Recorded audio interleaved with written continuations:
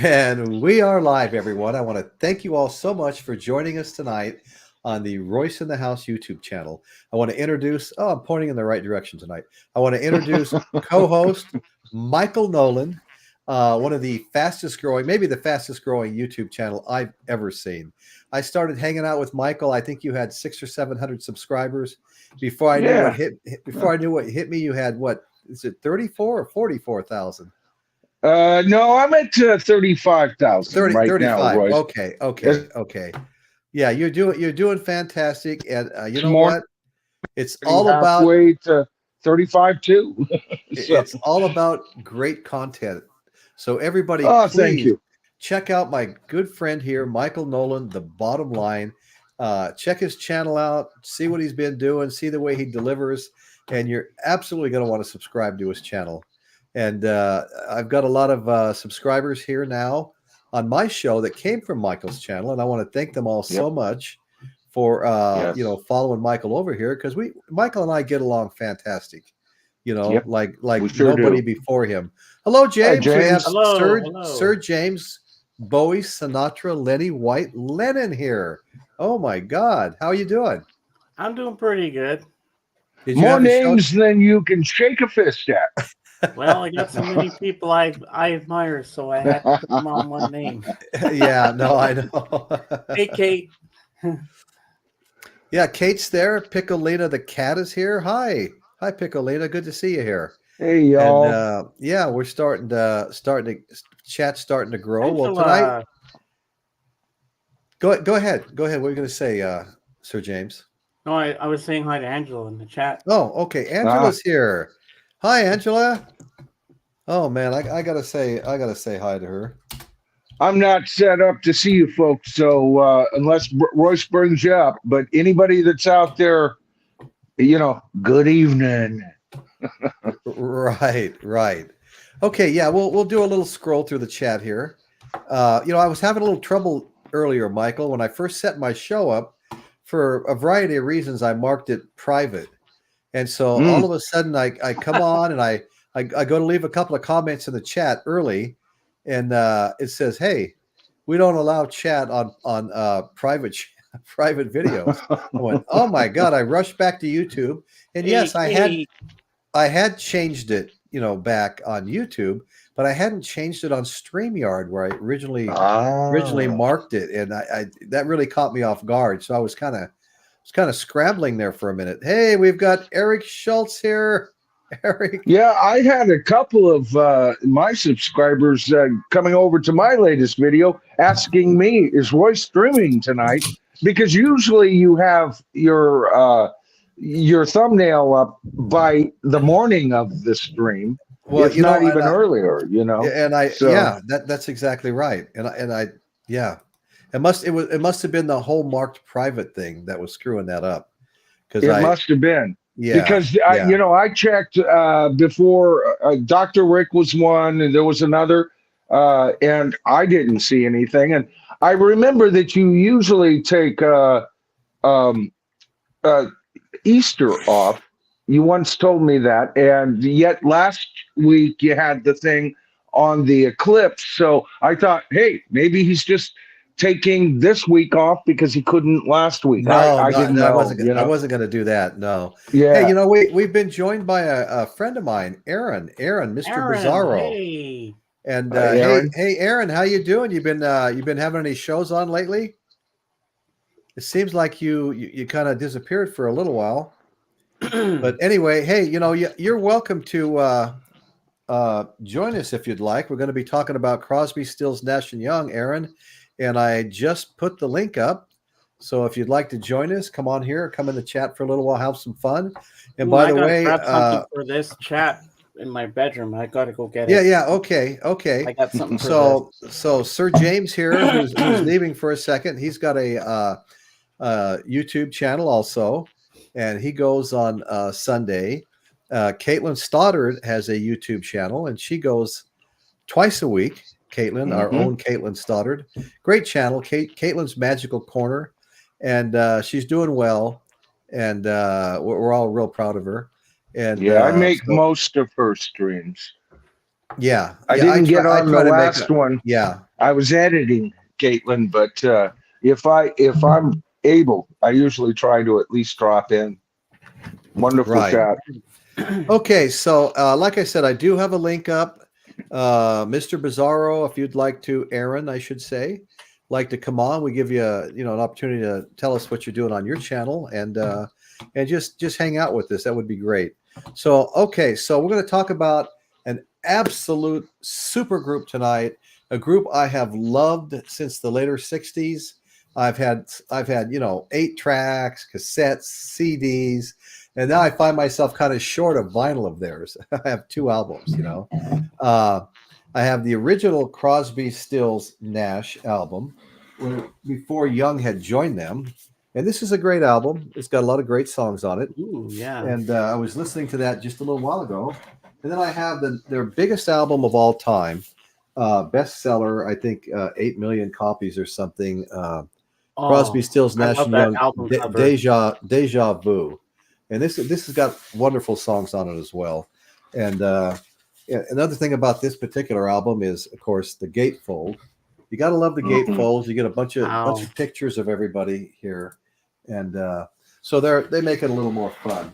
But this super group, I mean, kind of a folk rock super group, made up of American singer songwriter David Crosby, Stephen Stills, Graham Nash, and then joined by Neil Young.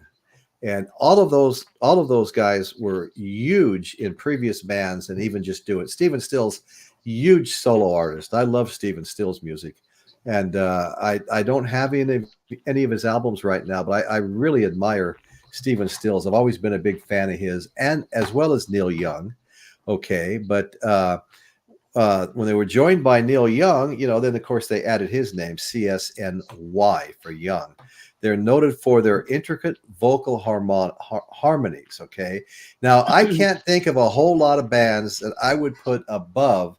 I think Michael's heard me talk about this before. Crosby, Stills, and Nash and Young, when it comes to their harmony. They are absolutely amazing, Yeah. And I mean, and they have rivals. I mean, the Beatles were amazing. The Beach Boys were really amazing. Then you had, had other bands like the Righteous Brothers, even the Bee Gees. The Bee Gees had great harmonizing. Whether you were a fan of the Bee Gees or not, I was into a little heavier stuff, but they were popular. Popular. Even the Everly Brothers had good harmony. The Everly Brothers. I think the Everly Brothers are in the poll that I put in my community tab tonight. Who you think has the best harmonizing? So we got James Watson here. Hey, the Music Sanctuary's joined us. How you doing, buddy? We got Chris Elliott there. Chris Elliott has joined us. So yeah, so I'm going to put a link up here. Set that link up. So okay, so they formed in 1968. After they'd formed together informally. And Michael and I have talked about this because I've done a couple of shows on Laurel Canyon, and they all hung out in Laurel Canyon. They weren't a band together, but everybody in Laurel Canyon played together. Now there was the Monkees, the Doors, Frank Zappa, Alice Cooper, Crosby, Stills, Nash and Young, members of the Eagles. I mean, the list is just insane. It just goes on and on. A virtual who's who in late 60s, early 70s rock. Okay, they all played together. They all had jam sessions. They all partied together. It was pretty wild up in Laurel Canyon. And so there was 2 or 3 different people up there that claimed credit for putting Crosby, Stills, and Nash together as a band. That was encouraging them. Several people were claiming that. Well, I was the one that put them together, And do you remember the story on that at all, Michael? I think it gets down to either Mama Cass introduced them or Joni Mitchell, and the evidence favors Joni Mitchell. It was at her house. Favors Joni Mitchell, right? Yeah, it was at her house, and it was at a dinner party there. So as far as I can tell, I think Cass even laid claim to it. That may have given that story some. You're right. No. Cass gravitas, I should say. Cass did claim because she had put them together a few times at her house. Playing together. Right. So, but there's yeah. Yeah, the members of the band tend to remember that it was at Joni Mitchell's house. And, you know, whenever, here's the thing, and this doesn't take anything away from Mama Cass whatsoever, No. but because she was a magic all unto herself. And, Well, that's right. and That's quite, and a wheeler and dealer there in Laurel Canyon. But there's something that happened with Joni Mitchell and these guys, and really anybody that touched her life and everything. You know, right. I almost, you know, my favorite Crosby, Stills, Nash song, and I say Nash and not Young, is because it would be Guinevere, written by Crosby. And I every time I hear that song, I almost think of Joni Mitchell, you know. I see. I'll tell you, when I first heard that song as a teenager, that was the perfect woman in me. You know, Guinevere had golden hair. Guinevere had green eyes. Guinevere drew pentagrams like yours, lady like yours. I wanted to meet this woman. I think Joni Mitchell was kind of that woman for a lot. Remember, we talked about even Eric Clapton sat at her feet because he was fascinated by her alternative tunings, right? Right. And that's right. of course, she was very involved with Crosby, Stills, and Nash right from the beginning, you know. Right. Didn't she write Woodstock? I can look that up. I I thought she wrote the song Woodstock, and she might have. And that's one of their big hits, you know. No, it was a huge hit. Yeah. And they played at Woodstock, of course. Okay, you know what? Let me quickly go through this track list here. The one that's got Crosby, Stills, Nash before Young. Okay, you've got Sweet Judy Blue Eyes, Marrakesh Express, Guinevere, You Don't Have to Cry, Pre-Road Downs. Okay. On the other side, we have Wooden Ships, Lady of the Island, Help. Here's where I should have my glasses on. Help, pleasely hoppin'. Hold on. Helplessly hoping, right? Yeah. Okay, sorry about that. Helplessly hoping. God, it's so clear now. Yeah. Okay. Long Time Gone and 49 bye-byes. 49 bye-byes. Okay. All right. Well, that was their very first offering. It was a gold record. But not a weak cut on that album. I consider that album one of rock and roll's masterpieces. The only criticism that the album really gets is that many audiophiles feel that it was never mixed properly. See, they did it in a slipshod way with Stephen Stills doing most of the instrumentation. And yes, that's why out of these four, when they're together only, Stephen Stills is my guy too, Royce. We agree. Because when they're together, great guitar player, great voice. Yeah. I could go on all night about Stephen Stills, and his only real equal as far as songwriting and being an instrumental, player would be Neil Young. But, you know, I tend to like, and this does not cut down Déjà Vu. Déjà Vu is a masterpiece also. All right. And it's wonderful. But I do tend to, I have a preference for CSN over CSNY. And that would be interesting to hear from the Peanut Gallery tonight, because there are kind of two incarnations here. And I wonder, you know, it's going to be hard to not vote for CSNY, especially with Déjà Vu as an offering and a wonderful live album that went along with that. And of course, because as a single artist, at first Stephen Stills and Neil Young were tied as single artists, but Neil Young kept doing it longer, and Stephen Stills kind of, he was gaining weight, he was losing hearing, he's a rich Hollywood guy, and he just, I guess, lost interest in staying hungry over the last few decades. He's done some good stuff, but I'm saying compared to in the day, you know what I mean, Royce? Right. Okay. So James Watson and Angela both confirmed that Joni Mitchell wrote Woodstock, Michael, and I confirmed it looking into the album cover. But James brought up the story about this cover. Yeah. Okay. It was there and then it wasn't, right? Is that what you're talking about?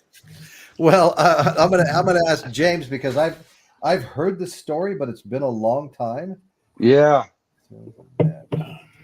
Tell us the story, James. Yeah, tell us the story, James. Who, me? Let's see. Yeah, you. No. It was. I thought you were saying it was our James up here on the panel. No. Let's see. James Watson. Yeah. Getting two of us mixed up. Hey, George. They realize that if you look at the cover, it's not in the order of their names. It's not Crosby, Stills, and Nash. They went back to the house to reshoot. Right, and so they went back to the house to reshoot the cover, but the house had been torn down by that time, and so they were stuck with the cover. But I love that cover. Isn't that just such a great cover? And that's a great story too. Yeah.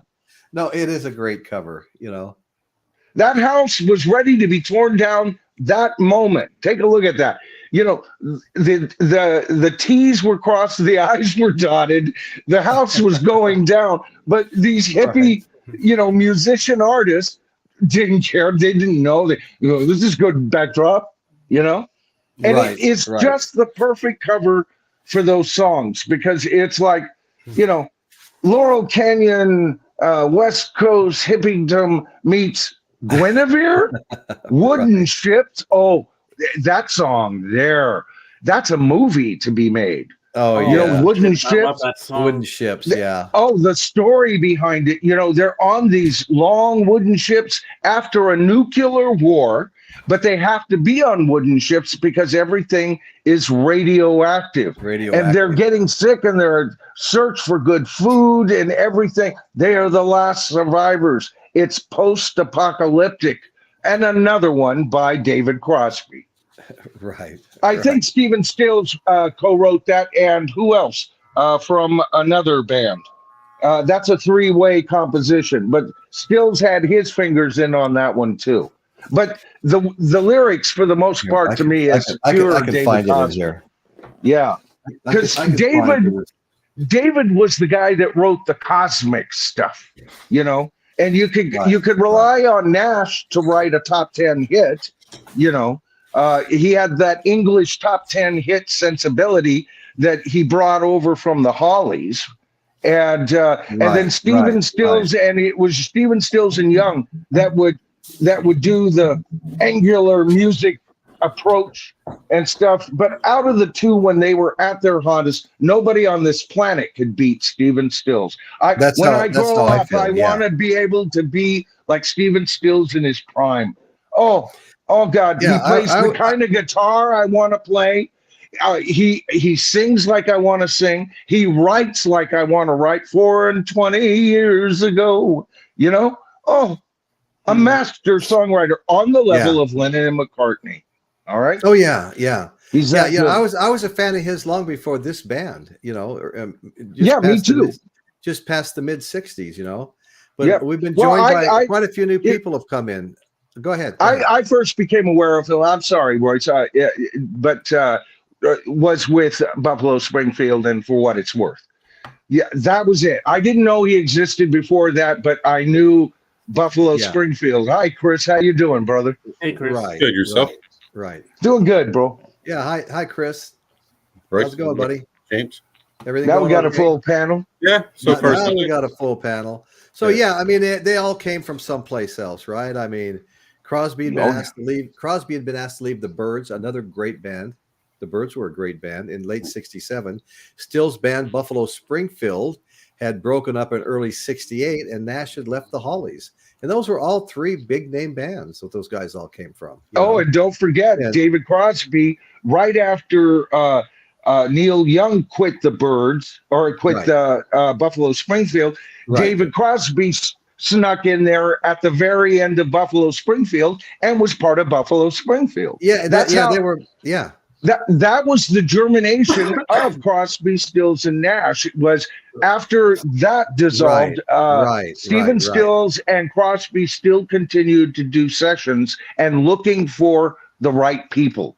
That was still germinating. In the meantime, Nash over in England was an integral part of the Hollies, but he was not being listened to. And I think the band was starting to buck against his sensibilities a bit. He was finding that frustrating. He had visited Laurel Canyon, had gone back. He said, I've had enough of this crap. And so he went back. So there was the other part of the accident waiting to happen. But guess what? The Hollies were this good.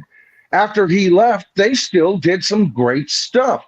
So he was in a band where he really helped define their sound, but he wasn't so integral that they couldn't survive without him. They couldn't continue without him. Right. That's how good these bands were that you're talking about, Royce, that they came from. I know. That's why I can only describe them as a super group. The Byrds.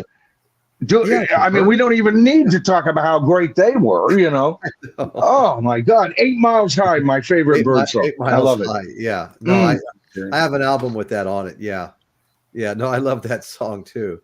So anyway, think of the pedigree here, folks.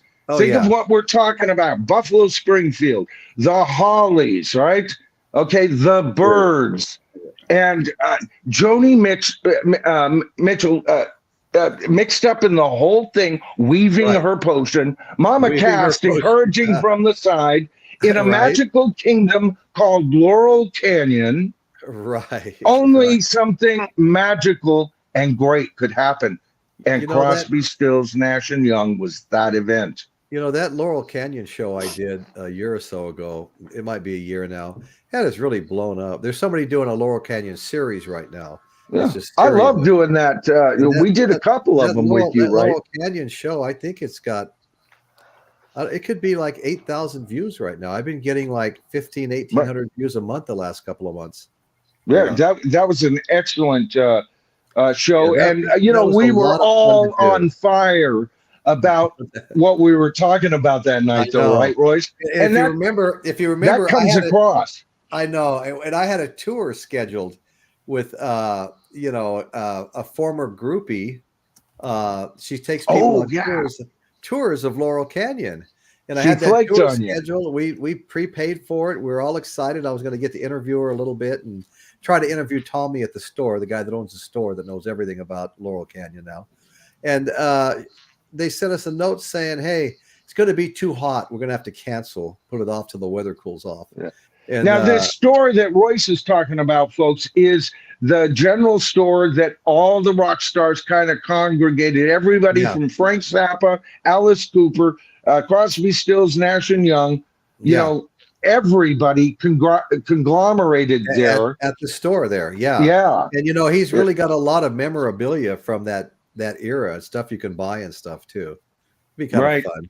So I'll probably. But you know what, Royce? Even in Santa Rosa, California, and I know I've said this, but not everybody knows my total background. Santa Rosa is about 60 miles north of San Francisco, so right down it's one of the 9 Bay Area counties, right? I can tell you that downtown Santa Rosa, at one point, I would say from 69 through 74-ish, looked just like downtown or any place Laurel Canyon like. Matter of fact, one of the bars, and it was all age bar, so no alcohol. But I went to go see, and they were showing, because the Beatles' Magical Mystery Tour wasn't released here in the United States. Many people not even seeing it until the 80s with, it coming out on VHS and all of that. I saw it when it first came out with an underground copy. And you know who had it, who procured it and owned the bar? Norman Greenbaum from Spirit in the Sky. I have run into this man about 15 times in my life. I would later sell him restaurant and equipment supply because Norman Greenbaum is also one of the very best chefs that you could possibly hire for your restaurant. He is a chef extraordinaire. So later on, after he kind of stopped music, and I grew out and I was selling restaurant and equipment supply, right? I've told my wife, I can sell, water to a fish, and so I would go in there and he was one of my customers. Right, well, he had procured that, and it was called The Rose, I think is what and it was on 4th Street. But that's the magic that the people were talking about. That it was right in most of our own backyards. I'll bet you everybody in the comments tonight could give you a similar tale, about growing up at this time period. Magic, folks, magic. Melissa, how you doing? Sorry. Yeah, hi, Melissa. I wanted to introduce you. Melissa's joined us tonight. How are you doing? Hi, I'm doing fine, thanks. Can you guys hear me all right? Oh, yes. Yeah, loud and clear. Loud and clear, exactly. Okay, great. Yeah, no, I would love to meet Norman Greenbaum. Never met Norman Greenbaum. I love that song. He was me too. Isn't that great? Spirit in the Sky is one of the few people who was able to sneak in a, spiritual reference. It was when we kind of started losing our faith or whatever it was in rock and roll. People started ejecting faith from rock and roll, and it became a bad thing. Can't talk about it. And he snuck it in there. And even he later said, I didn't really mean too much by it, but whatever. Now it's right. Well, guys, I'm ready. Eric Schultz and Dr. Rick have been talking. We were talking about Laurel Canyon, and Dr. Rick brought up the fact that behind the market there, the store, is where Jim Morrison lived. He lived right behind the market. And then Eric Schultz came on and said, hey, Royce ought to do a Doors show sometime. I'm ready to do a Doors show. I absolutely love the Doors, and I'm a big fan of Jim Morrison and the Doors. So I'm going to put that on my short list, maybe even next week, a show on the Doors. I'd love to do that. That'd be a great one. We've never got really come close to touching on them other than just in passing, Well, my brother's favorite band, so that I wouldn't mind hearing. Yeah, I really love the Doors. Fokuchaka's joined us. My original CSN Déjà Vu albums are mounted on the wall in my living room. Awesome. And both sides of the big window. That's fantastic, Fokuchaka. Those are the two to mount, baby. Those are the two to mount. Masterpieces, both. Well, and for different reasons too, Crosby, Stills, and Nash signed a recording contract with Atlantic in '68. Now that was before Neil Young had joined them, but to go on tour, they added Neil Young and made him a full-fledged member. We have these conversations about the Eagles and the people that they've brought into the band that have been regulars but not really members. And Michael, you've done a couple of shows on that recently that I've watched. Oh yeah. Yeah, they blew up, by the way. The one where I talk about Don Henley has been caught lip syncing. And then the one before where he lost his contract. People really care. That video has now over 101,000 views. People people care about this stuff. And the way I come off on my channel is this is our art. This is our generation's. For me, I'm a musician. I'm a songwriter. I'm a recording engineer, producer, all on my own local level. All right. Nothing more than that. All right. But I'm telling you, with that bit of expertise and the fact that these people were at a time where there was nothing else. think about shows overnight. All of a sudden, we got the Mod Squad, or we got even Raymond Burr went from being Perry Mason to Ironsides with a hot mod kind of chick assistant. And all of a sudden, we had Streets of San Francisco. This culture permeated the media so fastly, the media didn't know how to handle it. And all throughout this time, we had the Crosby, Stills, Nash and Young fading in, not just what they did together, but you got to understand, in between the Crosby, Stills, Nash album and the Déjà Vu album, after the Déjà Vu album, Neil Young went and did an album by himself, then also an album back with the Byrds. Then Stephen Stills was with Manassas, and Crosby and Nash did 3 albums together, and then they finally came back and did CSN, which was only the second album with Crosby, Stills, and Nash. But this is how busy this band was, and people were lapping it up. They were lapping it up. Well, like I was saying, after their first album came out, they needed to start touring, and that's when they made Neil Young a full-fledged member. But they still didn't have everybody they needed, so they added Dallas Taylor to play drums, not as a full member, but as their drummer. Good point. Yeah, for their traveling band, they added Taylor to play drums and Greg Reeves to play bass. Right. So anyway, so then that was the group that actually played at Woodstock.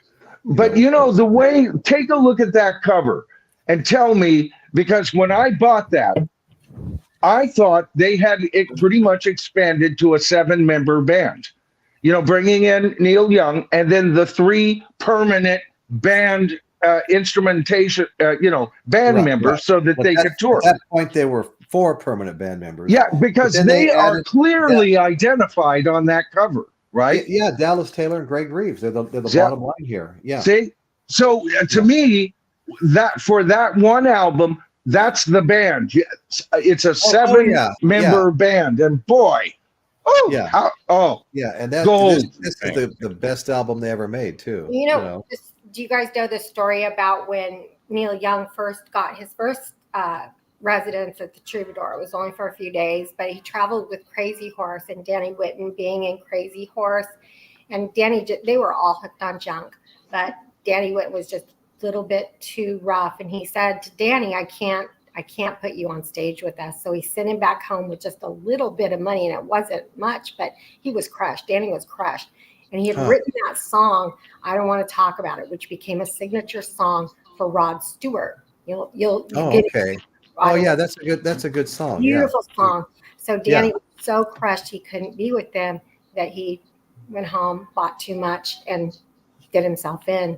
And it was intentional. And then Neil wrote Needle in the Damage Done about his very dear friend. I absolutely love that song. I fool around on the playing that song. Look at James Watson says. That's what. Thanks for that, Melissa. Well, that's I knew the song was written about somebody he knew, but I didn't know that. I'm just starting to catch up on Melissa's channel, and she's got lots of little tidbits like that. I really like that. She brings a lot to the panel. I'm sorry if they seem to be a little on the morose side. They don't mean to be. I don't even feel like they are. It's just a part of the rock story, rock. Yeah. No, that's right. Yeah. No, it's all part of it. Absolutely. Yeah. Okay, so I just want to make the announcement right now. I am doing the Doors next week because everybody seems to want it. And this is the kind of input I like. I love Fatso Chaka here. A show about the Doors is a capital idea. I know. I love that. And I've got some Doors albums that I can show you guys next week, too. Okay. Yeah, I've got 6 or 7 myself. Yeah. I've heard James and Caitlin talk about them. They love them several definitely times. they do. The door slips in and out of your guy, Caitlin's Magical Corner discussion. It seems like every other or every third show, something about the Doors is brought up, This is a really interesting song here by Eric Schultz. All of Crosby, Stills, Nash were on Neil Young's classic Harvest, but not necessarily three on the same song at once. But every one of them played on songs on Harvest. I think that's pretty cool. I wasn't aware of that. I was not aware. Eric, thank you. Yeah.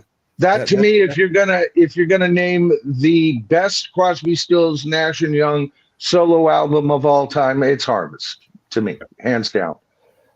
He hit platinum on that album, and it's interesting. Whereas I've told the tale how I was being naughty in California and out of control. So my mom said, "Right, off you go. You go live with your grandmother." So I was moved across the nation to North Carolina, which was where I was born. 17 years old.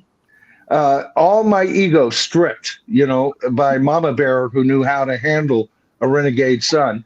And the only place you could buy albums in this small town, Waynesville, North Carolina, went to Tuscola High School there in my junior year, was a small drugstore. And, and like one on those wire racks, much like a comic book rack back in the days, were the albums. And I bought 3 albums that day. I bought Paranoid, Killer by Alice Cooper, and Harvest. Now think about Alice Cooper, Paranoid, all right, and Harvest. Yeah, and that's a real diverse. But the whole time I was in North Carolina, see, I got into Killer heavy at first, and then it was Harvest that I was listening to. But I was also in a more rural setting than I was used to being in, just a couple of miles out of San Francisco. So where you are when you hear this music can often, weave a spell over you, And not only just where you were when you heard it, but who you were with. Sure. Right. All contributes, Well, back when I was 17, or one summer 16, the other 17, I got to spend it with my grandfather up in a cabin in Stokes Bay, Ontario. And one of the CDs I remember playing all the time was Neil Young's Harvest and Rod Stewart's Gasoline Alley. Oh, wow. Oh, yeah. And I got my grandfather, he wasn't really into much rock and roll. He hadn't been converted yet, even by the early 90s. But he got into the Neil Young, real good, that CD. And the Rod Stewart one, but he was a little more open to Neil Young than Rod Stewart. Well, my mother was a country singer. Yeah. My mother was a country singer, and she did not like rock and roll. I was playing Thick as a Brick one day. She heard him saying, "His sperm's in the gutter, his love's in the sink." And she came in, and my mom could talk like a truck driver, and she went in and said, "Oh, his prick is as thick as a brick," and walked out, right? Years later, I turned her on to 3 albums. One was the Eagles' Desperado. She loved it. And then I turned her on to Harvest. She goes, his voice is not quite what I want, but the music is beautiful. Then I turned her on to Ian Anderson plays with the London Philharmonic Orchestra on pieces he wrote, and she adored it. And then I reminded her of what she said about him when I was a teenager. And that's great. Her face went red because, like Bill Cosby's mother, my mother, when she got older, her language, cleaned up quite a bit. And I feel like Bill Cosby telling my kids, "That's not my mother. That's not the woman I grew up with." This is all my dad's music. He was a teenage father, and so I grew up with him playing all of this. But it wasn't compulsory. It was compulsory. This wasn't an option. And he raised us as a single father. I was the oldest, and so my mom left when I was 6. So which isn't, don't boo-hoo about that. It was just what it was, you know. No, Hey. no, I come from a single parent family, and He was you a rock know, yeah, kids have to take on adult roles in those, and they mess you up for the rest of your life You and know, all of that. You know, Look, I accomplished a lot, and I didn't stop until things happen as an adult, you know, whatever. Right. I don't sit around and go, right. you know. Right. No, Well, you know what? Our scars, Melissa, are badges of honor. Yeah. They can either be our shame or they can be marks of our wisdom. But Right? I think that's what's so important about our channels is that we should build bridges with the younger people, because they're getting back into collecting albums. They're getting and vinyl. And I hear all of these songs. I hear all of these songs in movies and in games and in all of this stuff. And they love it. They love the Beatles. They love CSNY. So why not talk to them about it? Well, you know, Right. Melissa, I agree. that's a good idea, and I've actually reached out a few times. In fact, one of my more recent shows was talking about how the young people were going to bring rock back, and I listened to a whole bunch of new artists, you know, new within a couple of years, some less than that, and actually picked out 5 or 6 favorites of mine, and talked about them a little bit. But I've never gotten a huge response from that. You know, it reminds me of the conversation I had with my 18-year-old grandson last year when I was trying to find out about his music, even trying to get him to come on to the show and talk about what he's listening to. And so we were talking, and he finally looks at me and goes, "Papa, just stick to what you know." Yeah, you mentioned that before. And I'm going to have people on that were in between my age, but they're in the Bakersfield, like Right. not just Korn. There were bands that were feeder bands to Korn that allowed Korn to become so huge. Yeah.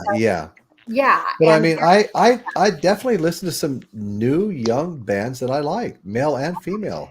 Sure. And like there was a band I didn't think to bring up to you guys, but I know you want to stay on topic, but there's a band that's a super group called the Last Shadow Puppets. I can't stop listening to them, and they've only had 2 albums, and it's the Arctic Monkeys lead singer Alex Turner and Miles Kane, who was just a solo artist. They weren't promoted enough in the US, but they sound like a cross between the Beatles and David Bowie. They're so amazing. Now, who is Wow. this again? Because I'm not aware of them. I've heard these names, but say it again, because I'll check them out.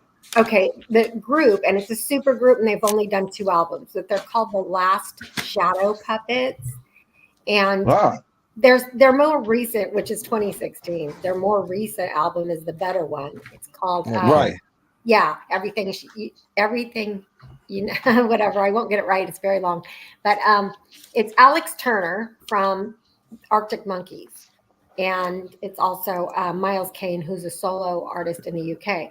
But the 2 of them have made some insanely good music. Also, I would love to hear a blend between David Bowie and the Beatles. I'd love to see that done well. and then, you know, there are some rumors that them Crooked Vultures might get back together, and that's John Paul Jones with Dave Grohl, and they're a super group. I got to tell you though, Josh Homme, I can't get over what an asshole he is. So what we want to go back to is the Crosby, Stills, Nash and Young, and you know they did their touring. You know, they went to Woodstock. Neil Young joined as a full-fledged member, and then they added Green and Taylor for bass and drums. And let's see, they wound up doing in 1970 an international chart topper. You know, it was Déjà Vu. That group, after the touring, did Déjà Vu. It was their best-selling album, selling more than 8 million copies, producing 1 hit single, Woodstock. Producing multiple hit singles, Woodstock, Right. Teach Your Children, and Our House. Okay. All right. Can I ask a question and pause there, or do you want to go and then we'll ask questions? No, ask questions. It's fine. Okay. So I have a question. Well, you know that Woodstock wasn't written by them. It was written by Joni Mitchell, right? Yes. Yeah, we discussed that earlier. I'm sorry. That's so okay. I'll ask my follow-up question is, what do you guys think about the song "Our House" as a song. I can't stand that song. I actually like it, and it had to do with David Yeah. Crosby and the girl the woman he was dating in Laurel Yeah. Nash. Yeah. It was Nash. Yeah, It was yeah, Nash. yeah. Oh, I thought it was Right. Crosby. Okay. No, okay, it I'm was wrong. Nash. And it Okay. was- Okay. Thank you. Yeah, what Nash wrote that song at that store we were talking about after a very lovely afternoon, Mhm. and brought it home. And once you know the story, because Melissa, when that song came out, oh God, and Teach Your Children, I thought, oh, this is corny, and I've grown to love them over the decades. But what turned me on about that song was he was talking about just a simple, almost synchronetic feeling between the two of them. And he was just thoroughly in love, getting flowers for her. And it was so freaking honest. And when you listen to the song like Dr. Rick. that, it takes on, for me anyway, it took on a grander statement, because this was true love. Yeah, and I'm not Buttercup, opposed to revisiting songs. It's more of a sound. I think Graham Nash's voice alone bothers me. It's more when he's blending. There's Okay, nothing. so Yeah. well, anyway, there's I second. fully agree with you there, Melissa, for sure. Thank you. And I find the song is kind of hit and miss. Depending on when it's playing, I don't mind listening to it. Other times, it's one of the first I'll turn off. And Right. It can be cloying, if you're, especially if you're listening to a station and you've just listened to Hell's Bells by AC/DC, and then all of a sudden Our House comes on. Yeah, it could be kind of a downer.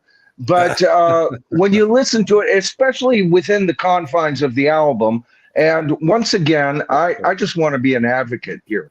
Folks, don't forget to listen to these albums as complete pieces of art, please. Don't, so many people are streaming these days. Absolutely. Yeah. And they go from Our House, right? They go from Our House to Teach Your Children. And, and then they might miss 420 years ago, which is like one of the best songs ever written, right? Hey, Michael, I'll say hi to my good friend Rami, the French vinyl. Oh, there he is. Yes, and sir. His show's been blowing up lately, and I want to encourage his channel's blowing up. He's doing great. No, that's what I'm saying. Yeah. Yeah, I've caught a couple of his streams. He's doing well. Congratulations, brother. I did too, and left some comments. But Rami, I just put a link up. If you'd like to come and join us, please do. We haven't had John in a while, and you're always welcome. I want you to know that, okay? You're always absolutely. Welcome. So there.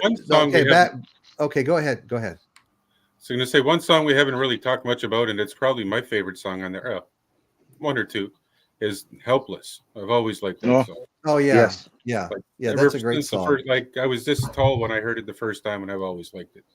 It resonated with me from the first time I heard it. And that song needed Crosby, Stills, and Nash to, it sounds right being on that album as opposed to one of his solo albums, don't you think, Chris?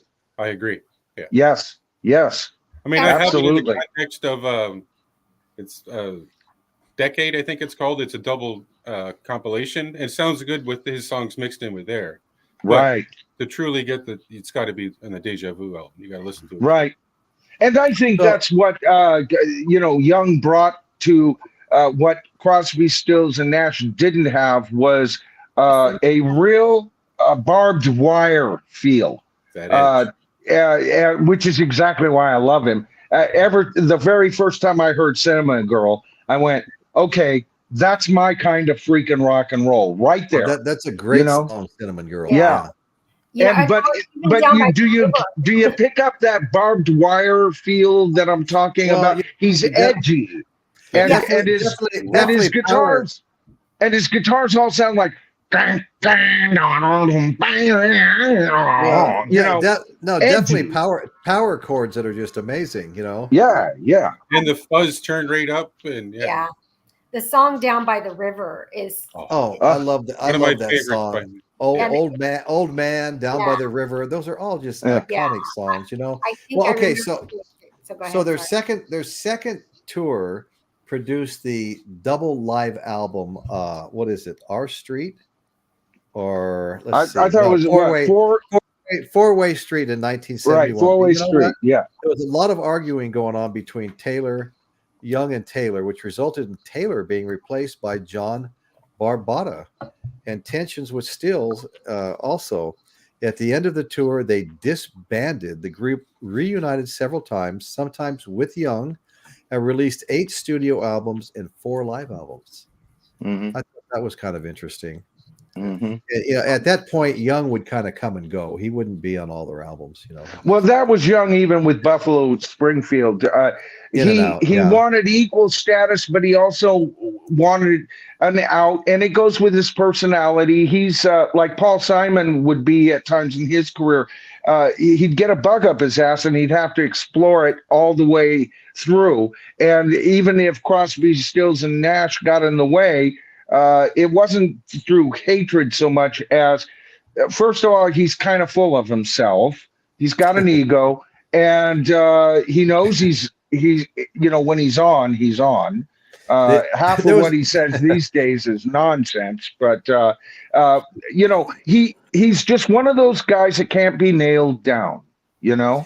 Well, you know, Michael, that's interesting you said that, because there was a comment earlier that was addressing that when Neil Young joined. Someone said they were surprised that Neil Young didn't try to rename the band Young than Crosby, Stills, Nash. You know? Yeah. It was part of him. I always get, because I am a major Neil Young fan. I like I said, I think he's got the best. He's got the best total separate discography than all of them.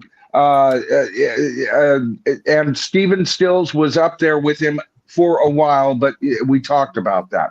But over the years, he's got a stronger discography, and I think his always backing off from projects and showing kind of almost a coldness to people that you would think he wouldn't show is him doubting himself.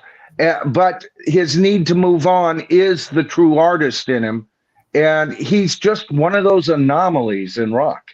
You know, he really is. Well, look at the context we're talking about him right now, in kind of like the folky-ish Crosby, Stills, and Nash, and then he went on to gain the grandfather or the godfather of grunge. Yeah, yes. And I think that's exactly right. And I think Cinnamon Girl might have been the start of that. You damn right. First grunge song in rock and roll, Cinnamon Girl. That's I right. think that people don't give enough deference to the big differences between Canadian culture and United States culture, because there really is one. Joni Mitchell came from an actual culture of she knew how to play music, and a lot of times in the United States, people just picked up an instrument and said, "I'm a rock star."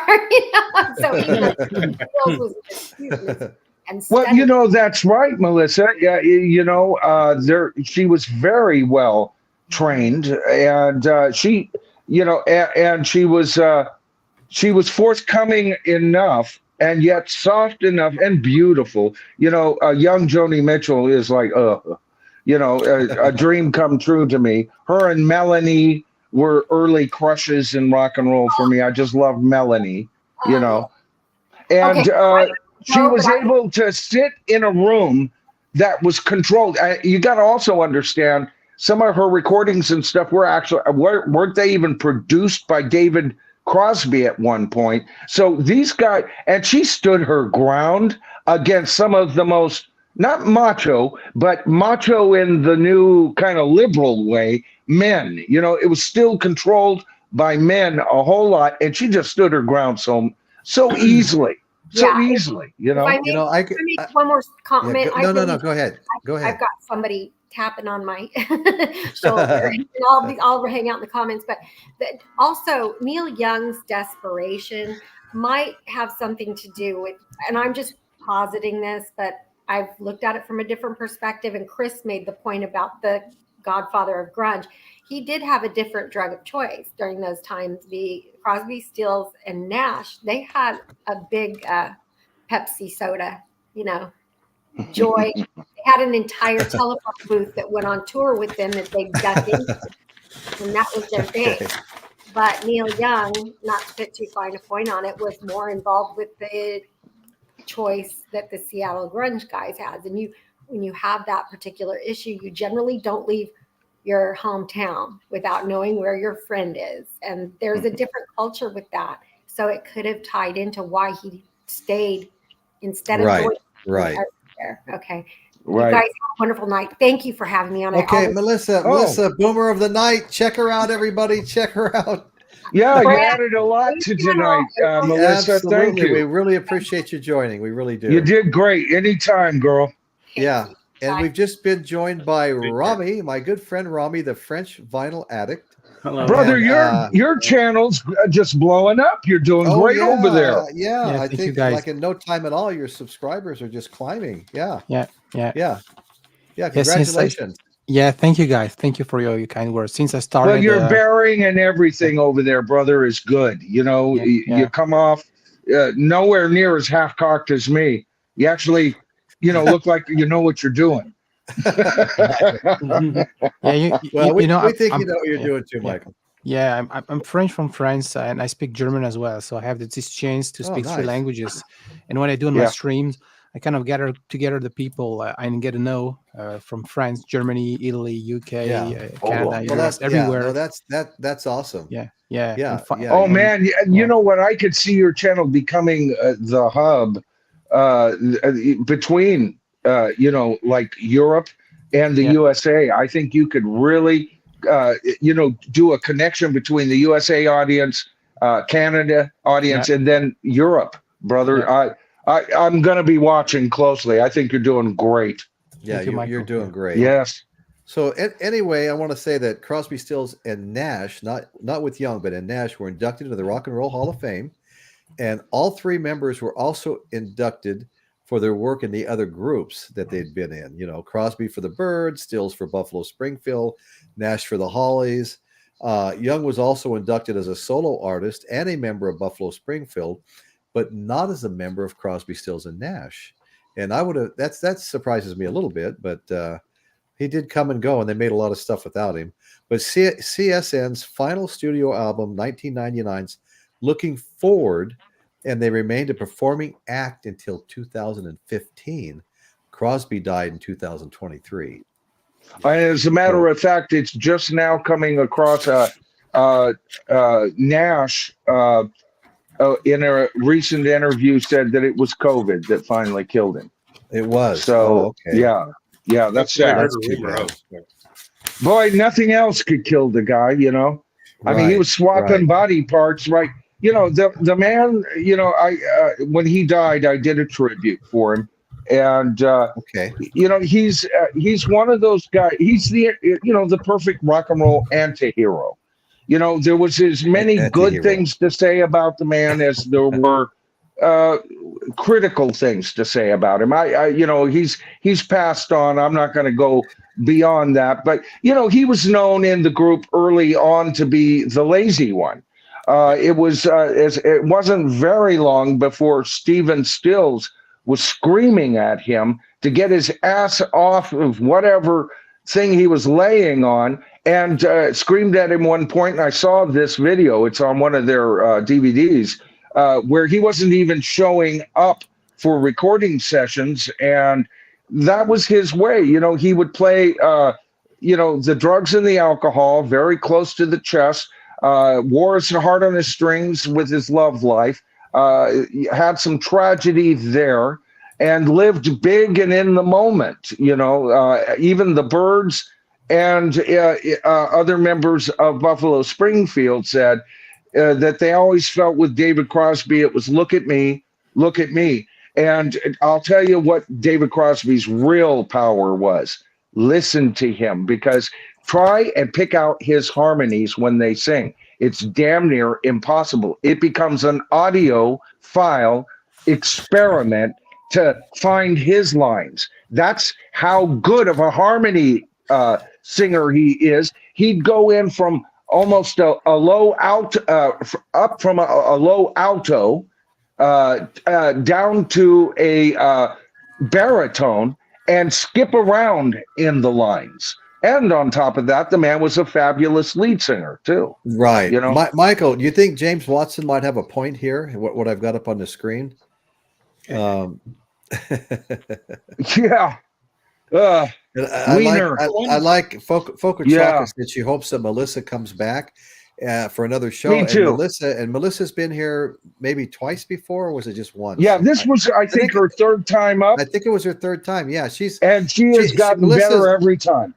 Always welcome, and she's super knowledgeable. She's got a lot of great stories and stuff. So yeah, she's. You know, I welcome. carry a lot of this stuff in my head. I'm one of those people that wins at Trivial Pursuits.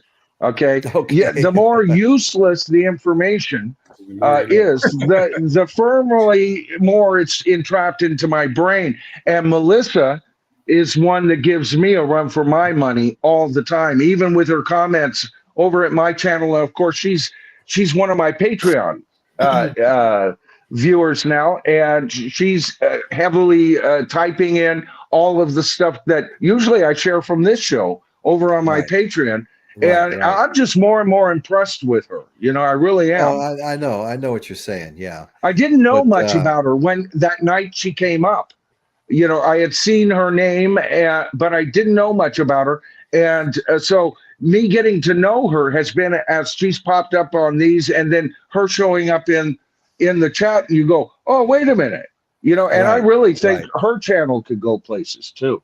Oh yeah, I was impressed right away with just her knowledge.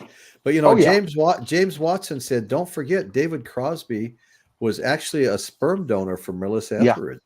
Yeah. Yep. And just in case anybody forgot about that, thank you, James. Right. Just to go back to what you were saying, mentioned before about Neil Young not being inducted to the Hall of Fame with Crosby, Stills, and Nash. How many albums do they actually do together? One. Like studio albums. One. It might have just been one, and then the live one from the second tour. You know, right? So yeah, the small amount of time he was actually with them can explain it. I mean, even without any politics. Right. Comparatively speaking. No, it absolutely can. Yeah, I agree. It's the power of the album and the power of the live album, and then how they all went their separate ways, including him, and they all shared headlines during this time. They were all in People magazine, and so by the time you realized he wasn't there anymore, you know, 5 or 6 years had passed, and you felt like there must have been more than one album. But really, it was that, because after Four-Way Street, they would finally do a second CSN album quite late. It was, 5 years after their first one. So, and that was a great album. CSN? Right. You know? Wow. People went, where have they been? You know, what about what James Watson's asking right here? Does anybody have that album? The last masterpiece, James. I have that. It's been years since I've listened to it. I liked it. I haven't heard it in a long time either. Now you're going to make me do homework, James. James always makes me do homework. American Dream. All right, I'll check it out. Yeah, I'll check it out. I need to look at that a little closer too.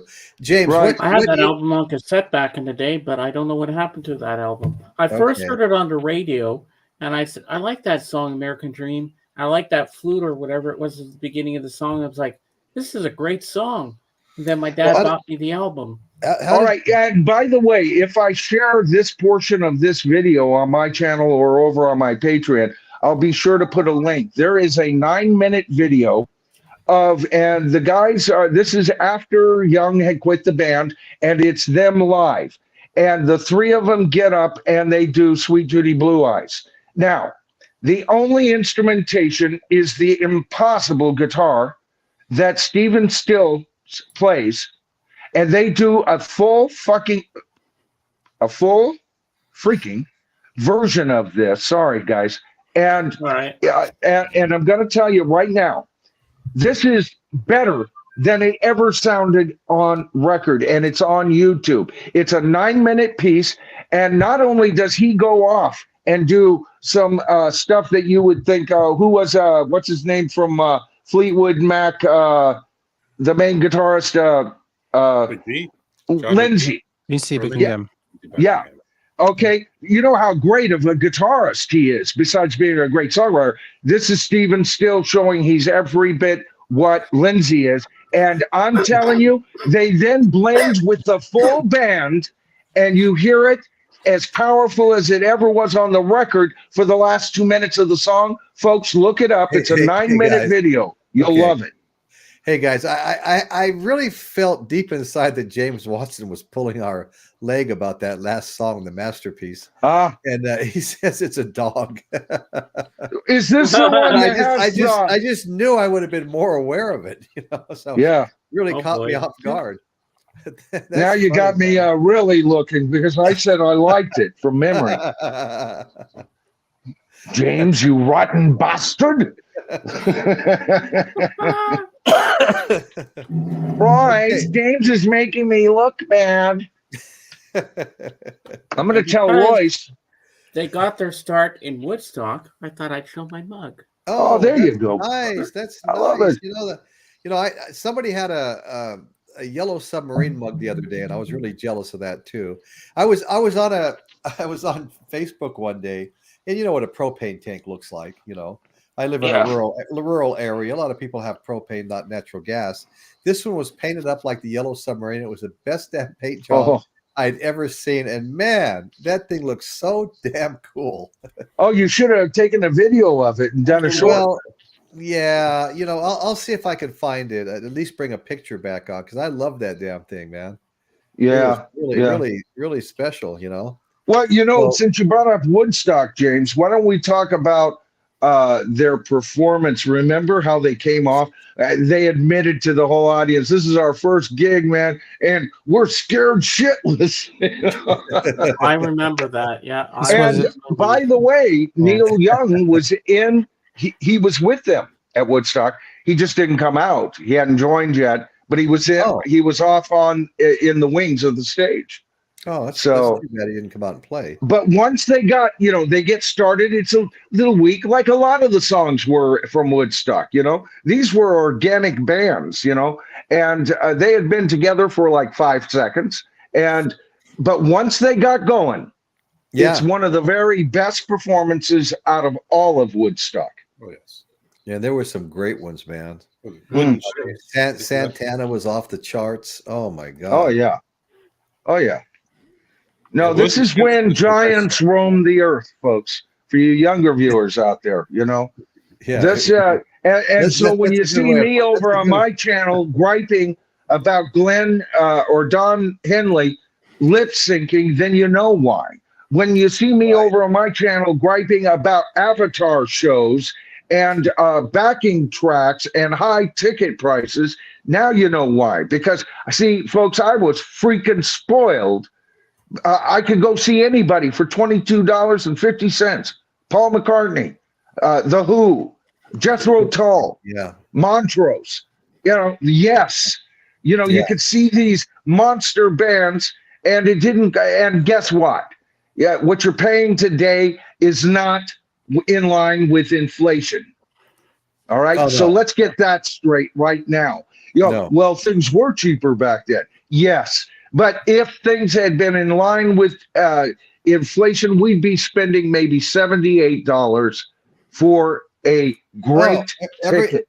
I looked at another concert the other day, and every time I look, they're just the remaining tickets are $400 and $500. And I mean, I'm not talking about acts that I'm crazy to see, but I mean, I would go to them at a reasonable price. I just checked Eagles prices day before yesterday. $5,000 for the very best seat in the house. All right. Forget about it. So, folks, this is why I keep saying, we as a community, first of all, quit going to see these clowns.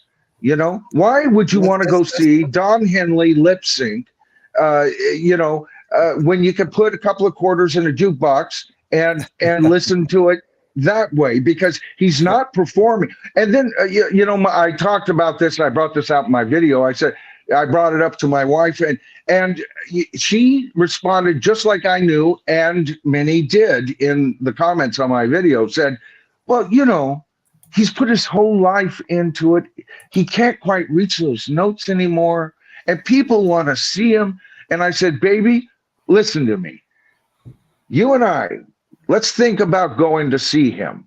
And I'm going to tell you right now, if we go to see him in an arena, at the very back where your nose will bleed, we will pay $500 between us to go see them. And you want to go see him lips? And she immediately went, oh, no. You know, because she takes the financial purse strings in our house. You know, and immediately she's a softie, but not that soft. And we all need to be a little bit tough on these artists demand more. Play what you can. Yeah. We want live music. And if you make a mistake, freaking power on. I love mistakes. Yeah. Well, yeah. I mean, that's just reality. I mean, Eric Schultz made a great comment here. How about a lip sync avatar, $1,000 ticket? Oh, Eric's been to my channel recently, Royce. I can tell you that right now, just by that comment. Melissa, we were talking about bands and performances at Woodstock, and Melissa brought up 10 years after, and I'll tell you, Alvin Lee doing Going Home at Woodstock was just burned into my mind. That was one of the best performances there ever. And he's one of those. I consider him one of the fastest classic rock guitarists. There's only one solo on record that I would say that was just as fast as any Alvin Lee recording, and that of course is Jeff Beck on Going Down, all right, off of his Jeff Beck Group album. That is so I come from I was lead guitar in my first 4 or 5 bands, right? And so Speed, we'd be at gigs and stuff and at parties, and that band would open for us and we'd open for the third band, and all of us were trying to play faster and faster and faster. Oh yeah. And Alvin Lee was like one of the people we try to emulate, He was just that good and fast. He was that good and fast. That's right. He has a lot of live albums out. Yeah, as opposed to studio albums. Passed away far too soon.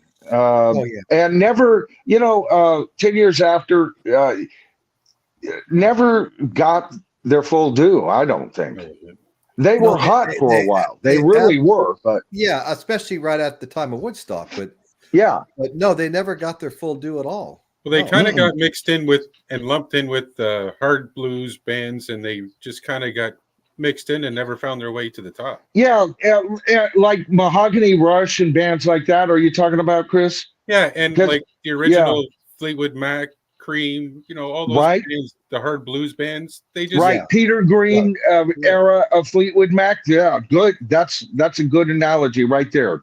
You're right. Because all of them are all amazing bands, but you don't hear as much about those bands as you do some of the others. Right. In a lot of ways, I think that's what has happened with Grand Funk Railroad. Is a lot of younger fans are just now starting to get into them, and they're realizing that a lot of their best stuff was like their live stuff, and a couple of key albums. Fox Ochaka, was that a typo, or is that more like a Freudian slip or something there? The Beagles. That's great. Melissa Boomer of the But we were talking about their voices, and you brought up of course James brought up the Everly Brothers, and you brought up the Beach Boys and the Bee Gees, and in those cases their voices are amazing. But think about this, folks.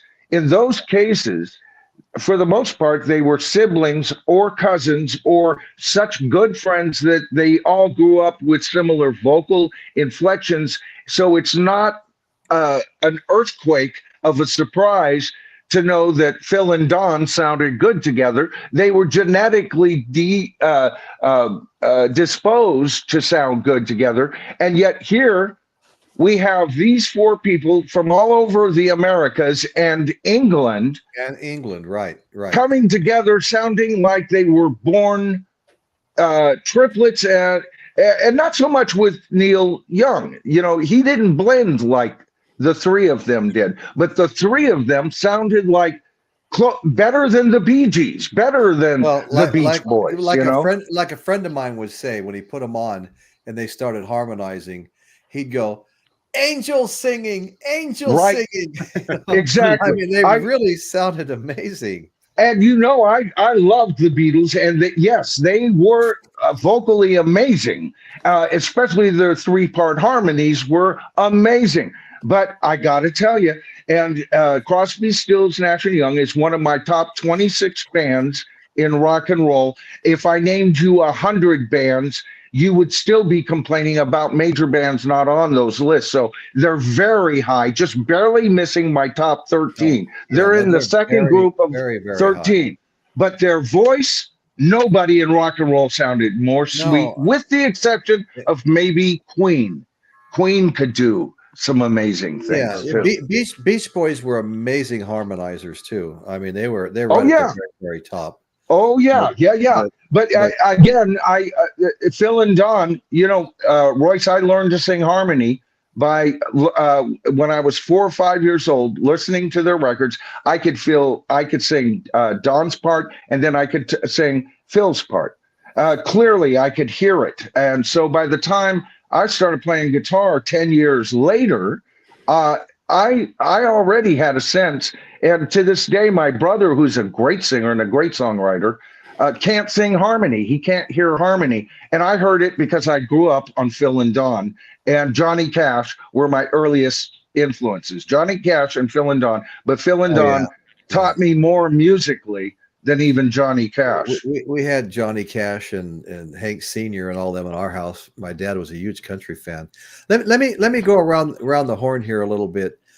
James, what have you got coming up on your channel? It wasn't too long ago you talked about having some of us on, and we were going to have a discussion about a band. And I think we'll say, what's that?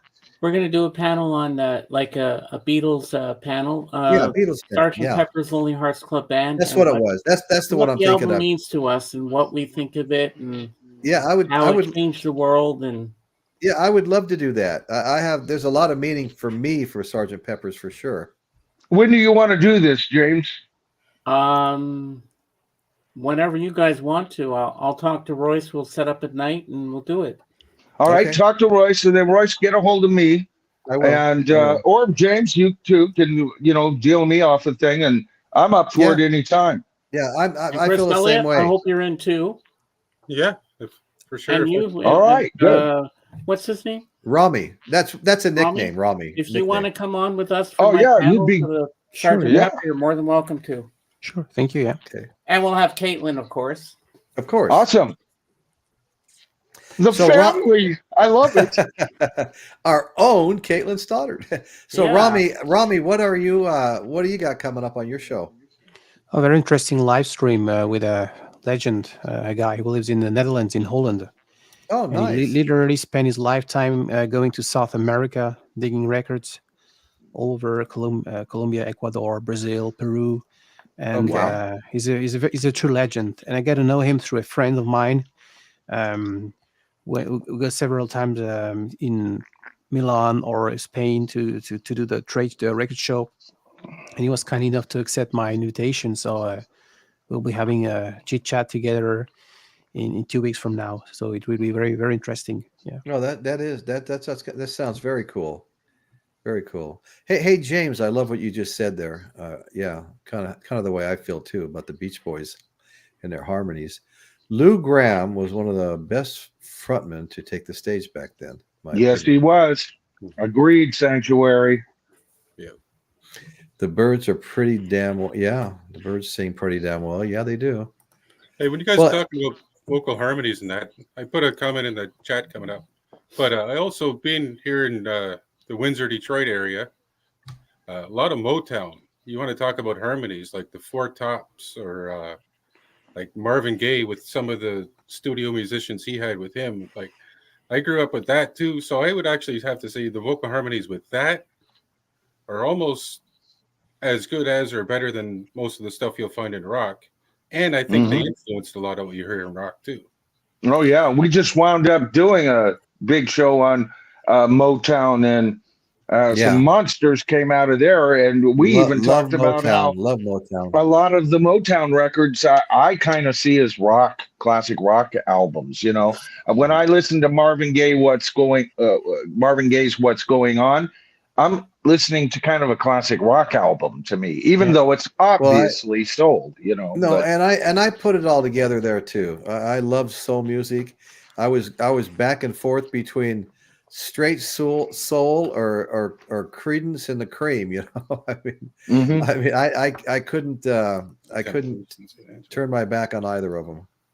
Yeah. But Caitlin, I want to say Melissa Boomer of the Night wanted a link to your channel. I don't know if you caught that or not. Anyway, folks, the Temptations. Were. I have a question for Michael. We were talking about the Byrds. You were talking about David Crosby. I'm a big fan of Gene Clark. What do you think of Gene Clark leaving the Byrds? Is that because of the relationship he had with David Crosby, or only because he was afraid to take the plane?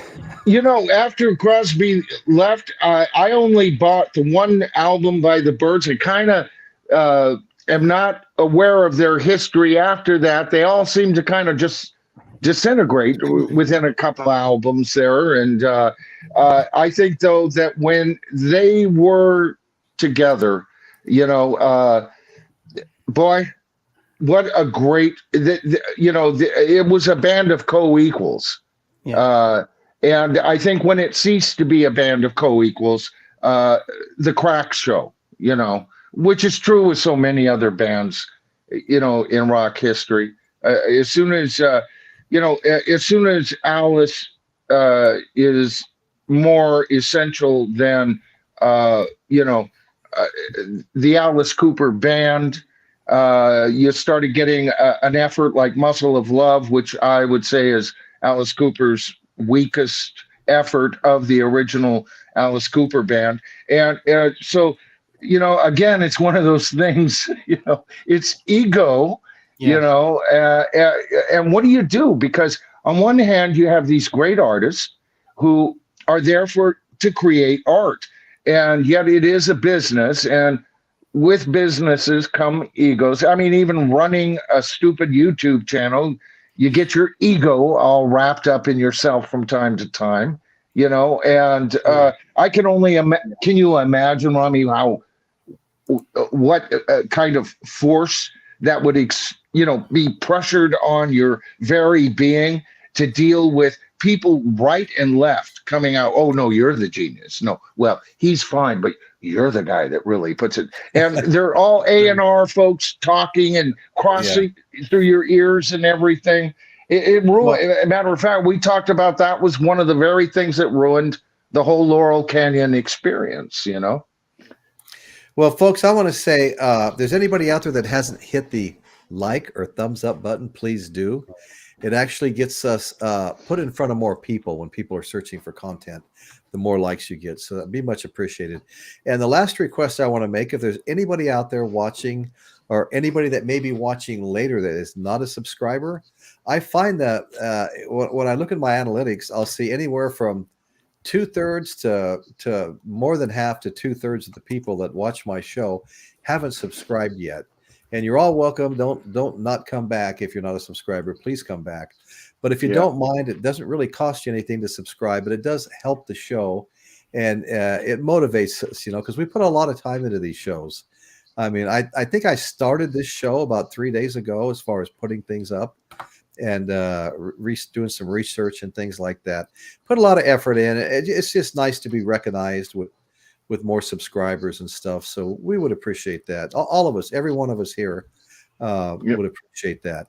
So anyway, guys, you know, we went over on time again, not unusual. So we're getting ready to sign off. And I want to thank everybody for joining us tonight. And I really appreciate you coming back in, Rami. Been a while for you. And thanks for having me. You know what, Royce? I just want to say to everybody on the panel, and this includes you too, I had a great evening tonight with Melissa coming up earlier, and Rami now. All of you guys, this was one of our best, I think. Yeah, no, it was a fun show. I agree. Yeah, I agree. I really enjoyed seeing Rami come back on, and Melissa earlier jumped in here. That was, and both of you are just so knowledgeable. I mean, it's a real family here. You know, we all learn from each other, and it's just fun to interact with everybody. So, having said all of that, and thanked everybody for being here, hosts and viewers alike. What do you got there? Rock God. What is this? This is the French press. It has this white cover just for a. This is look at that. Oh, I like that. Oh, yeah, that's really cool. Yeah. Oh, I love that story. Why is that cover like that? That's great. It's a reissue. They just wanted to do a little story. Yeah. It's a I love it with all the picture. And, I knew you were going to say that, Kate. I knew it. Yeah, I love that. I love that. Yeah, I like it in white. You know, I love it in white. Yeah, it's almost like getting colored vinyl. Sometimes even better though. So anyway, guys, I just once again thank you all so much, and we're going to sign off. And that's what's going on in Royce's world today. Thanks, guys. Good night, everybody. Good night, folks. Take care. Thanks, Royce. Bye. Bye, everybody.